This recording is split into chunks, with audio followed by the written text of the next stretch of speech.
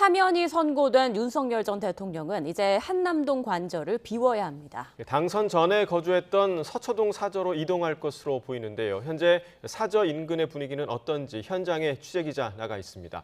박기환 기자. 네, 서울 서초동 윤석열 전 대통령 사저 앞입니다. 네, 현장 분위기 어떻습니까? 네, 이곳 서초동 일대는 아직은 평온하고 조용한 분위기입니다. 별도의 집회 참가자나 시위대의 모습도 보이지 않았는데요. 이곳 주민들과 길 건너 법원이나 검찰청 직원들만 오가고 있습니다. 윤 전 대통령은 서울중앙지검 점사장 그리고 검찰총장으로 재직하기 이전부터 이곳에 살았습니다. 3년 전 윤 전 대통령이 당선됐을 때는 축하 현수막이 걸리고 주민들이 꽃다발을 전하며 첫 출근길을 배웅하기도 했습니다. 그런 만큼 오늘 현장에서 만난 주민들은 대통령이 파면에 이른 상황을 무거운 마음으로 보고 있다고 전하기도 했습니다.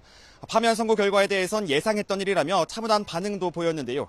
또 헌재나 관저 앞에 있던 집회 참가자들이 혹시나 이곳으로 향하지 않을까 걱정하는 목소리도 나왔습니다. 네, 사저로 이동한 뒤에는 관저와는 생활에 좀 차이가 있을 것 같은데 뭐가 달라지는 겁니까? 네, 파면이 결정되면서 전직 대통령으로서 받을 수 있는 예우는 대부분 사라졌습니다. 별도의 사무실과 비서 그리고 운전기사와 차량 등 모두 지원받지 못합니다. 다만 파면됐다고 하더라도 경호는 유지가 되는데요.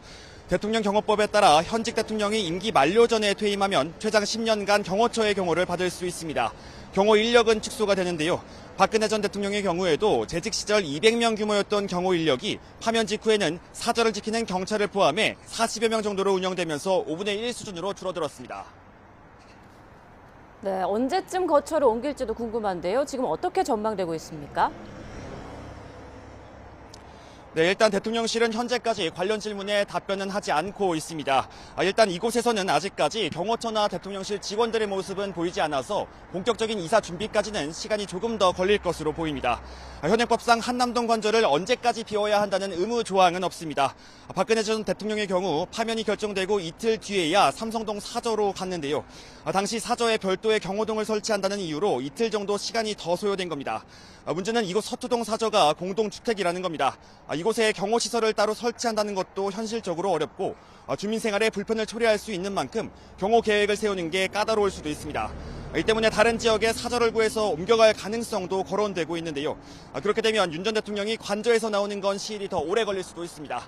지금까지 윤 전 대통령 사저 앞에서 YTN 박견입니다.